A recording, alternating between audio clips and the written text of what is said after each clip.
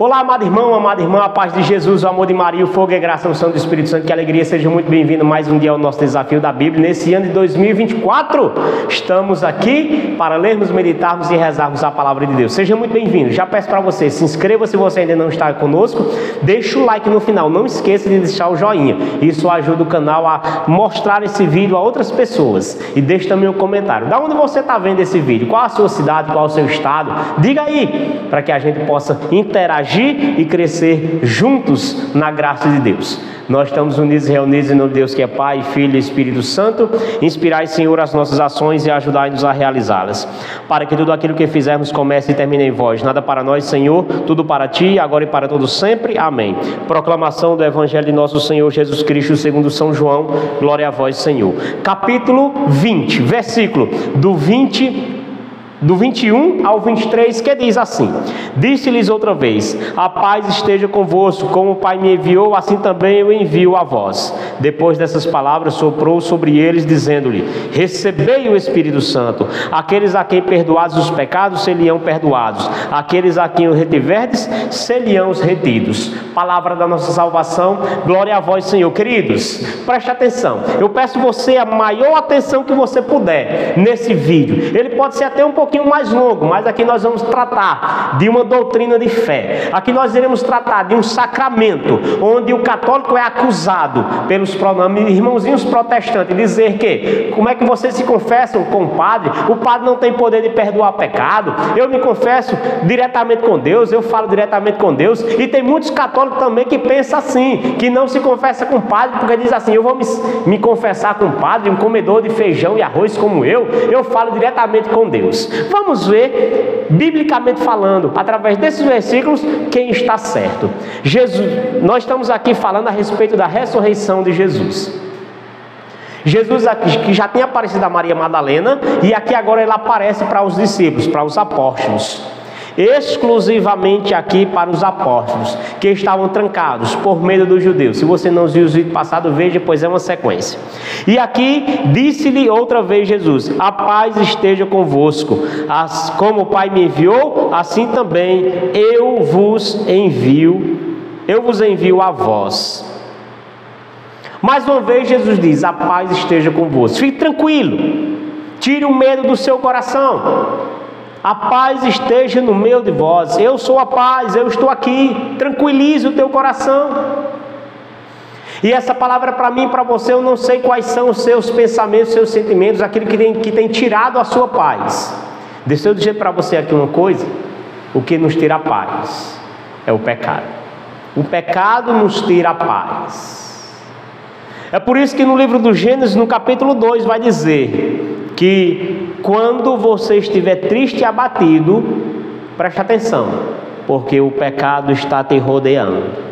Cuidado para você não cair. Você precisa dominá-lo. É por isso que São Pedro vai dizer que o diabo é como um leão que ruge, rodeando, procurando alguém para devorar. A paz esteja convosco. Tranquilize o teu coração. E aqui ele vai dizer: assim como o Pai me enviou, eu vos envio a vós. A missão que Jesus estava dando aqui aos apóstolos: eu vim para cá, eu tive uma missão, a minha missão já foi cumprida aqui, eu já dei a minha vida por vós, agora é vocês que vão dar continuidade. Eu delego a vocês agora uma missão. Que missão é essa? Depois dessas palavras, soprou sobre eles, dizendo-lhes: recebei o Espírito Santo.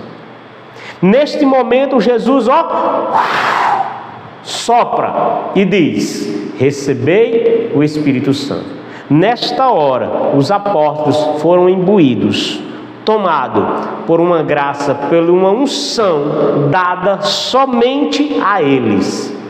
Por isso que o padre, ele não é uma pessoa comum, ele é uma pessoa incomum.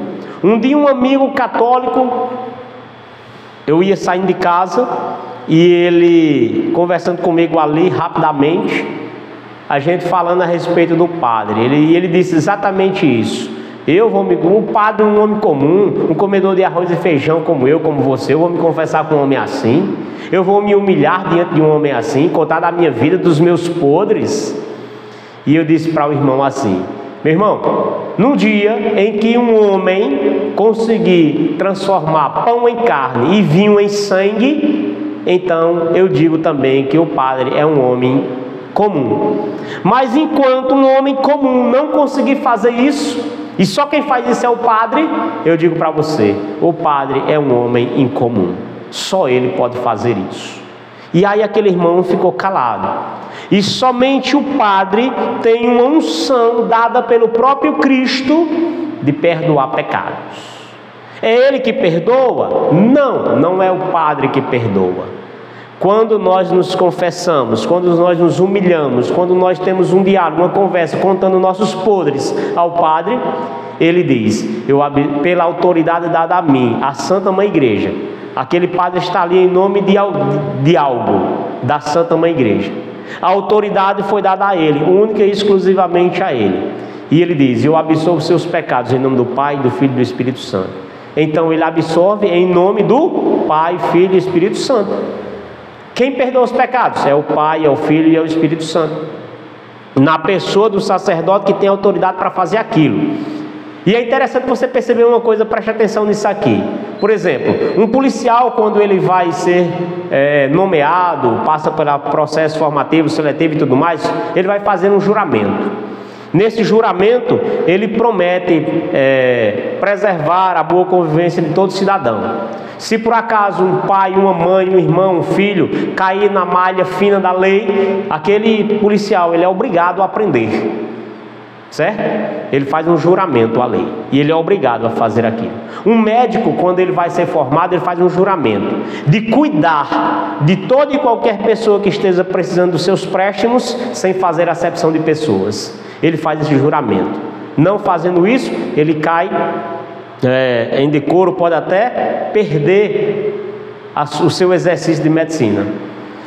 Então, geralmente as formações têm um juramento. O padre não é diferente. Quando o padre é ordenado, ele faz um juramento. No que diz respeito ao sacramento da confissão, ele faz um juramento de quê? Escutando o pecado do pecador e absorvendo o seu pecado, ele não pode mais conversar sobre aquele assunto, nem mais com a pessoa que está do lado dele, que acabou de confessar o seu pecado.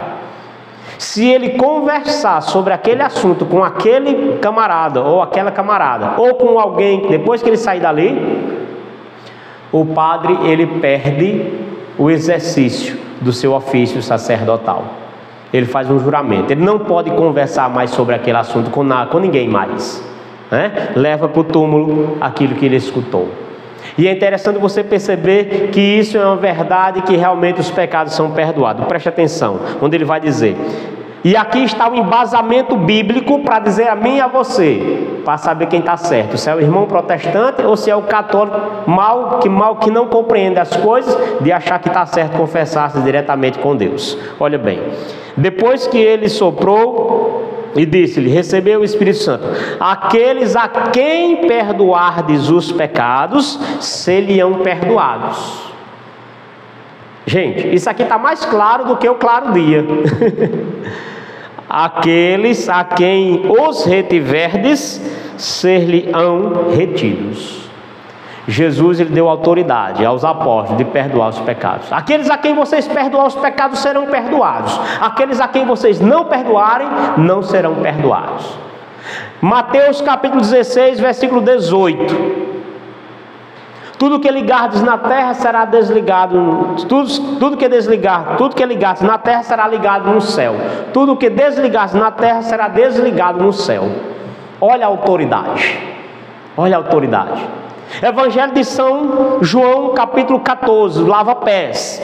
Lavai os pés uns dos outros, lavai a sujeira uns dos outros.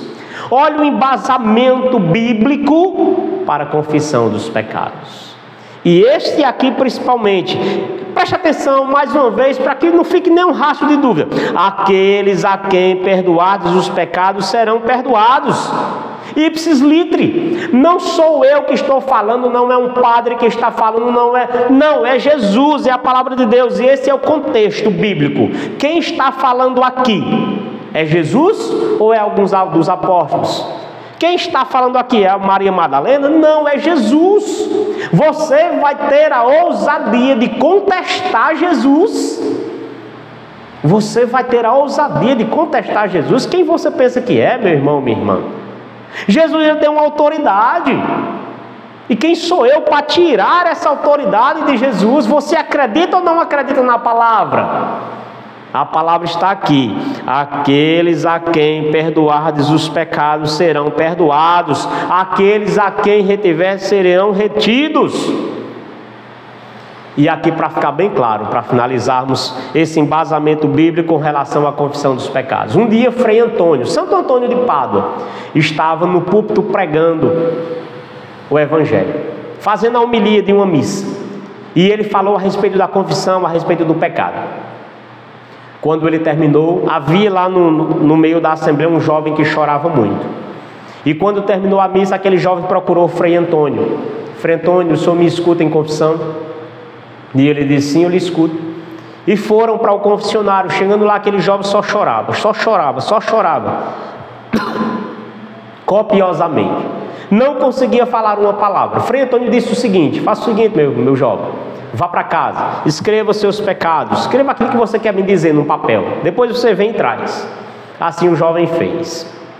Voltando a Frei Antônio, se ajoelha ali, os dois juntos, e aí o jovem ia começar a falar. Frei Antônio pede o papel, amassa, nem lê, amassa e entrega ao jovem.